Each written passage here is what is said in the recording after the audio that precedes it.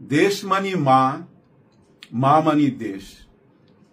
এই মায়ের 18 কোটি সন্তান। এই 18 কোটি সন্তানের মধ্যে 3 জন সন্তান এই মুহূর্তে খুবই দরকার। এই 3 জন সন্তান কেন যে মার মুখ দেখতে আসতেছে না আমি জানি না। এই 3 জন সন্তানের এক সন্তানের কিছু কথা আপনাদের শোনাই। ওনাদেরকে আমি ভালোবাসি, মনে প্রাণে ভালোবাসি, কিন্তু আপনারা কেমন সন্তান? মা অসুস্থ, কেন আসেন না? এই এক সন্তানের কথা শুনেন। আমাদেরকে ওপেনলি স্বীকার করতে হবে যে এরকম একজন ভিশনারি, দূরদর্শী, স্মার্ট, অনেস্ট এবং কর্মঠ লিডারশিপ আমরা খুব সম্ভবত আর কখনোই পাবো না। এটা হবে আমাদের সবচেয়ে বড় হতাশা। তার কারণটা আমাদের কাছে খুব স্পষ্ট হয়ে যাবে। তার ব্যক্তিগত কোনো স্বার্থ ছিল না, তো লোভ ছিল না, কারণ কারোর কাছে কোনো কিছু বন্ধক দেওয়া ছিল না। ওনার ক্ষমতায় আসলে কাউকে জীবিকা নির্বাহের ব্যবস্থা করে দেওয়ার প্রেশার ছিল না। উনি সেলফ মেড ম্যান, ওনার এনাফ সেলফ রেসপেক্ট আছে, এবং সেই কারণে তার পক্ষে যতটা বোল্ড হওয়া, আনকম্প্রোমাইজিং হওয়া সম্ভব হয়েছে, জনগণের ম্যান্ডেট নিয়ে আসা কোন লিডারের পক্ষে সেটা সম্ভব হবে না, কোনোদিন হবে না। যেহেতু আসলেই উনি ভদ্রলোক এবং শিষ্টাচারে বিশ্বাসী, সেহেতু তিনি খুবই সংযত আচরণ করছেন।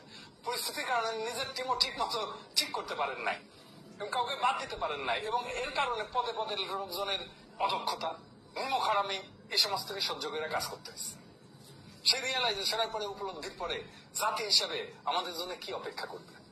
এরপরে একটা সর্বগ্রাসী হতাশা আমাদেরকে গ্রাস করবে জাতিকে। হ্যাঁ স্যার, হতাশায় তো পড়ে গেছি স্যার, হতাশায় পড়ে গেছি। এক অভাগা জাতি আমরা। আমাদের ভাগ্যে শুধু দুর্দশা আর দুর্দশা, কিছুই হবে না। ডক্টর মোহাম্মদ ইউনূস স্যারের মতো ভদ্রলোক এই দেশ চালাতে পারবে না।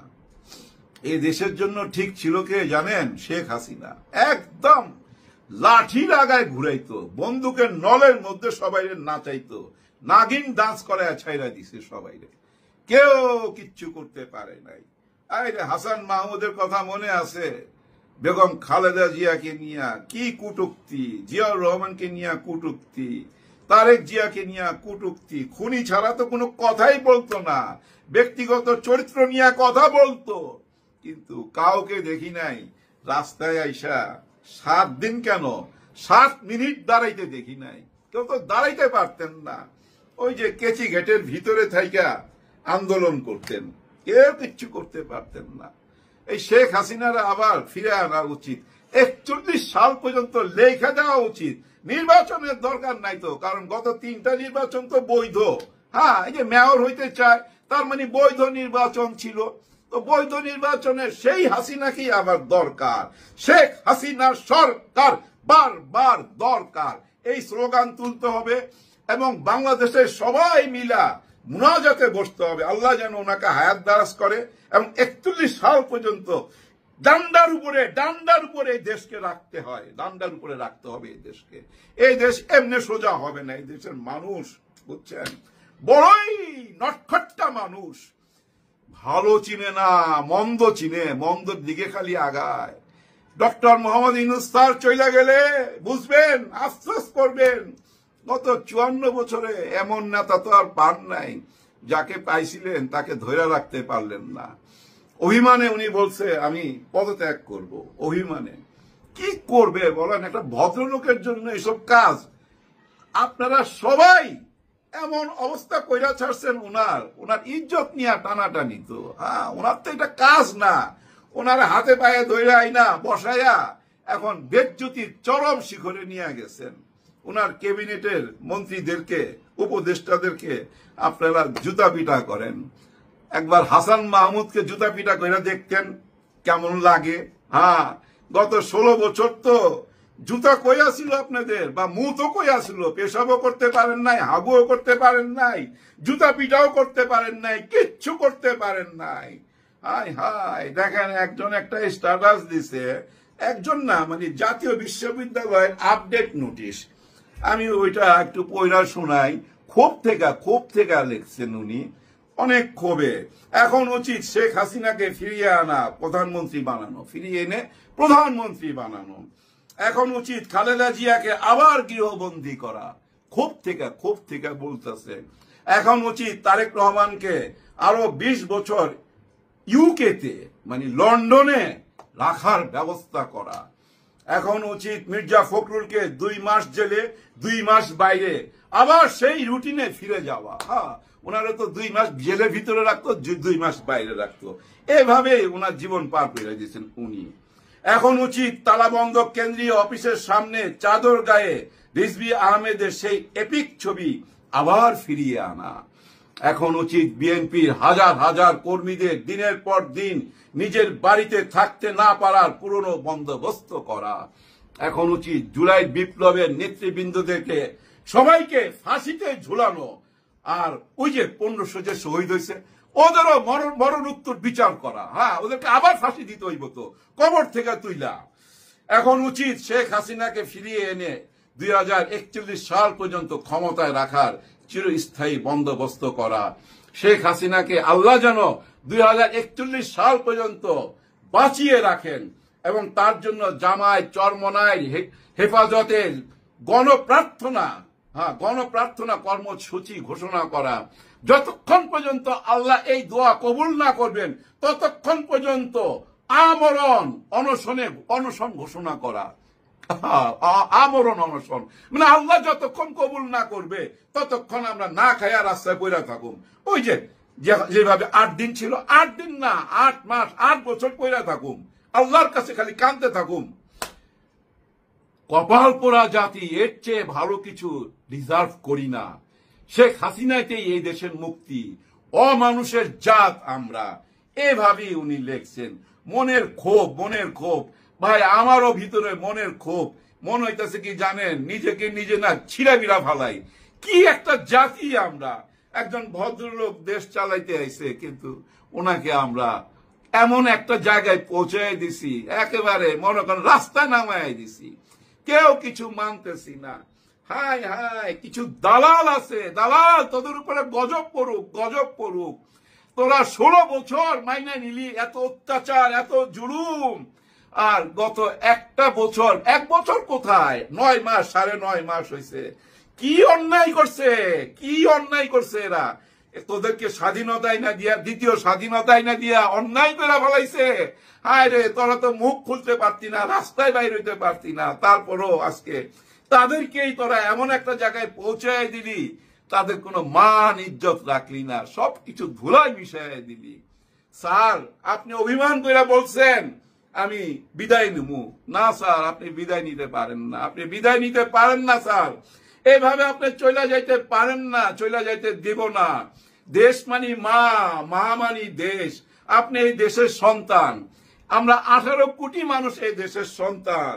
আমি 3 জন সন্তানকে নিয়ে কথা বলবো, বেশি কথা বলবো না ভাই, ভিতরে কষ্ট দুঃখে বুঝছেন, বুক ফাইটা যাইতেছে। এই 3 সন্তানের মধ্যে একজন হচ্ছে পিনাকি ভট্টাচার্য, একজন ইলিয়াস হোসেন, একজন কনক সারোয়ার। স্যার, মা অসুস্থ, আপনারা কেন বিদেশে, কেন আপনারা আসেন না? আসেন, এই মুহূর্তে চলে আসেন, আজকে রওনা দেন, নাইলে এই দেশ বাঁচবে না। এই দেশ আবার স্যার ওই ভারতের দালালদের হাতে চলে যাবে স্যার। ইউনূস স্যার যদি চলে যায়, আমরা হতভাগা জাতি আবার সেই গোলামির জিঞ্জির হাতে পায়ে পড়তে হবে। কোনো উপায় নাই, কেউ বাঁচাইতে পারবে না আমাদেরকে। স্যার, আপনারা চলে আসেন বিদেশ থেকে। ইলিয়াস হোসেন সাহেব, প্লিজ সবকিছু ত্যাগ করে দেশ বাঁচান। কনক সারোয়ার সাহেব, পিনাকি ভট্টাচার্য, আপনি কেন আসেন না? আপনারা আসেন, এই দেশ বাঁচান। আপনাদেরকে উপদেষ্টা হিসাবে দেখতে চাই, আমরা দেখতে চাই sir. Doctor Mohammad Yunus sir, এই 3 জনকে ডাকেন, আপনি ডাকলে আসবে, আমাদের কথা তো ওনারা আসবে না। আপনি শুধু একটা বার বলেন তোমরা 3 জন আসো। এই 3 জন মানুষ আসলে স্যার দেশের চেহারা বদলে যাবে, আপনার শক্তি বৃদ্ধি পাবে স্যার। এই 3 জন মানুষ যে শক্তিটা আপনাকে দিবে, পুরা দেশের মানুষ সেই শক্তিটা আমরা দিতে পারছি না। আমরা আপনাদেরকে সাপোর্ট করি, হয়তো এই ভিডিওতে কথা বলি, কিন্তু রাস্তায় নাইমে আমরা ডাকলে কে আসবে স্যার? আমরা তো কোনো দল করি না, আমাদের কোনো দল নাই স্যার। কিভাবে আপনার উপকার করুন, কিভাবে আপনার পাশে দাঁড়াবো স্যার, বলেন আপনি। দেখেন, গত 8-9 দিন যা কিছু ঘটার পর এখন চলে আসলো আমাদের সেনাপ্রধান সামনে। সেনাপ্রধানকে নিয়ে অনেক কথা, উনি ভিতর থেকে কি বলছেন না বলছেন ক্যান্টনমেন্ট থেকে জানি না। আমি তো ভাই কোনো ভিডিও দেখি নাই, কোনো কথা শুনি নাই, কিন্তু পুরা ফেসবুক ইউটিউব সব জায়গায় ভরপুর ওনার কথাবার্তা।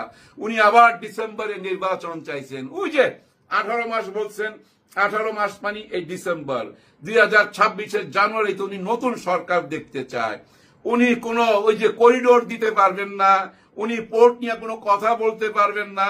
এগুলা নির্বাচিত সরকারের কাজ। নির্বাচিত সরকার 54 বছর যে কাজ করছে সেটা তো আমরা দেখছি।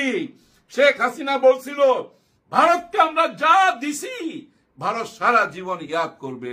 কই কোনো আর্মি বা র্যাব পুলিশ কাউকে তো কোনো কথা বলতে দেখলাম না যে আপনারা কি দিছেন আমাদেরকে জানান। জাতি তো জানে না, আমরা জনগণ জানতাম না।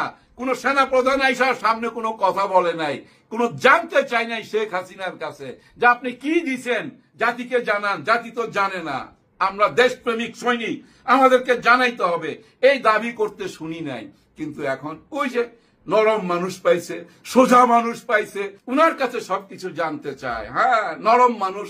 আরে শক্তের ভক্ত নরমের জম এই জাতি। এই জাতি ভাই শক্তের ভক্ত নরমের জম। এই জাতির কোনো মেরুদণ্ড নাই, মেরুদণ্ডহীন হয়ে গেছি আমরা। আমাদের মেরুদণ্ড খুঁজে পাইতেছি না। তো আমাদের মেরুদণ্ড এখন কার হাতে জানেন?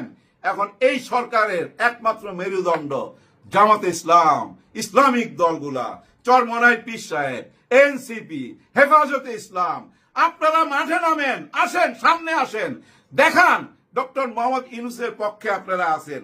যদি আপনারা তা না দেখান তাইলে বুঝানু আপনারাও কিন্তু ওই একই জায়গায়, একই রাস্তায়, একই পথে চলে গেছেন। ওই যে ওদের গোলামির জন্য আমাদেরকে আবার ওই একই পথে নিয়ে যাইতেছেন। আমরা গোলামের জাত, গোলাম হয়ে গেছি। তো গোলামি করতে করতে গোলাম হয়ে গেছি। বিএনপির উপরে খুব আশা ভরসা করছিলাম যে বিএনপি ডক্টর মোহাম্মদ ইউনূসকে একটা সুযোগ দিবে, সাপোর্ট দিবে। হ্যাঁ, সমস্ত দল মিলা উনাকে একটু সহযোগিতা করবে, কিন্তু কেউ সহযোগিতা করে নাই। সবাই ভাই সুযোগের সন্ধানে, সবাই সুযোগের সন্ধানে। দেখেন 75 সালে শেখ মুজিবুর যখন পৃথিবী থেকে বিদায় নিল, তখন জিয়াউর রহমান সামনে চলে আসলো, আইসা একটা কিংস পার্টি করলো বিএনপি, এবং ক্ষমতায় আসলো। আবার 90-তে দেখেন এরশাদ সাহেবকে যখন আমরা গণ অভ্যুত্থানের মাধ্যমে বিদায় করলাম, তখনও কিন্তু বিএনপি ক্ষমতায় আসলো। আবার 24-এ দেখেন গণ অভ্যুত্থানের মাধ্যমে একজন ফ্যাসিবাদকে যখন আমরা বিদায় করলাম, আবার বিএনপি সামনে চলে আসলো। কত বড় ভাগ্য, ভাগ্যবান দল বিএনপি, কত বড় ভাগ্যবান দল। এই ভাগ্যবান দলের কাছে আমরা কত কিছু আশা করছিলাম, সব আশার গুড়ে বালি ঢুকাই দিচ্ছেন। ডক্টর মোহাম্মদ ইউনূস স্যার যদি চইলা যায়, বুঝে নিয়েন আপনারা এই দেশ কোথায় যাবে। আর সুযোগ পাবেন না, আগামী 100 বছর আর সুযোগ আসবে না। মা অসুস্থ, দেশ অসুস্থ। ইউনূস স্যার আপনি ওনাদেরকে ডাকেন, এই 3 জন মানুষকে ডাইকা আপনার উপদেষ্টা বানান, আপনার পাশে রাখেন, দেখবেন দেশের চেহারা বদলে যাবে। আর ওনাদেরকে ডাকতে হবে কেন? মা অসুস্থ, দেশ মানেই তো মা। মা অসুস্থ, সন্তান কেন দেখতে আসবে না? এটাই আমার প্রশ্ন আপনাদের কাছে। ইলিয়াস সাহেব, কনক সারোয়ার সাহেব, পিনাকি ভট্টাচার্য, আপনাদের কাছে অনুরোধ, আপনারা চলে আসেন, স্যারের সাথে যোগাযোগ করেন। আপনাদেরকে এই মুহূর্তে খুবই দরকার, খুবই দরকার। আপনারা যদি না আসেন, আপনারা যদি আপনার মার পাশে, দেশের পাশে না দাঁড়ান, এই দেশের ভাগ্যে আবার দুর্ভাগ্য আছে, এই জাতির ভাগ্যে আবার দুর্ভাগ্য আছে। এইটুকুই বলবো, আর বেশি কথা বলবো না। উপরওয়ালার কাছে খালি একটাই জিনিস চাই, এ আল্লাহ আমাদেরকে রক্ষা করেন, আমাদেরকে রক্ষা করেন।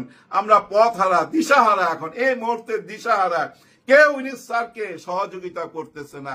খুব আশা করছিলাম যে আমাদের ওয়াকার সাহেব উনার পাশে থাকবেন, কিন্তু কথাবার্তায়, চাল চলনে কেমন জানি গুজব ছড়ায় গেছে যে ইউনূস স্যারের পাশে আর্মি নাই। আমি বিশ্বাস করতে চাই না, কষ্ট হয় কথাটা বিশ্বাস করতে গেলে। ওয়াকার সাহেব, আপনার করজোড় আপনার কাছে, আপনি উনার পাশে দাঁড়ান, আমাদের ডক্টর মোহাম্মদ ইউনূস স্যারের পাশে দাঁড়ান প্লিজ। আমাদেরকে বাঁচান, দেশটাকে বাঁচান। সবার জন্য সবাই দোয়া করবেন, দেশের জন্য দোয়া করবেন। ইউনূস স্যার, আমার শেষ কথা, একটা বার আপনি খালি বলেন পিনাকি ভট্টাচার্য, কনক সারোয়ার আর ইলিয়াস হোসেনকে দেশে আসতে আপনার পাশে রাখেন। ওনারা যদি আসতো তাহলে হয়তো আমরা আবার একটা স্বপ্ন দেখতে পারতাম। আমাদের স্বপ্নটা ভেঙে যাচ্ছে, চুরমার হয়ে যাচ্ছে। তবু আল্লাহর উপরে ভরসা রাখতে চাই, ইসলামিক দলগুলোর উপরে ভরসা রাখতে চাই। ইসলামিক দলগুলো আপনারা কেন চুপচাপ আছেন? স্ট্যাটাস দিলে হবে না, রাস্তায় নামেন, রাস্তা নাইমা প্রমাণ করে দেন যে আপনারা ডক্টর মোহাম্মদ ইউনূস স্যারের পাশে আছেন। নির্বাচন ডিসেম্বর থেকে জুন, এর বাইরে তো যাবে না, বারবার বলছে। তারপর ওই একই পেঁচাল না পাইরা দেশের কথা ভাবেন। সবার জন্য সবাই দোয়া করেন। আল্লাহ হাফেজ।